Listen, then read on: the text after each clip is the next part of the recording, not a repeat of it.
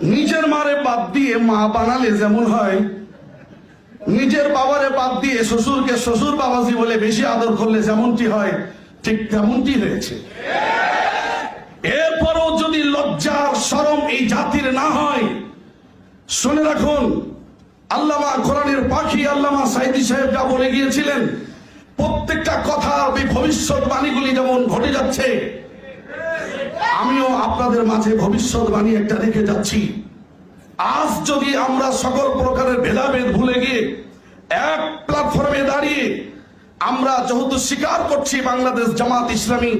তাদেরকে রাষ্ট্র পরিচালনা করার বিশাল ক্ষমতার যোগ্যতা তাদের মাঝে রয়েছে, সকল সেক্টরে তাদেরকে আমরা দেখতে পাই, কাজী তাদের থেকে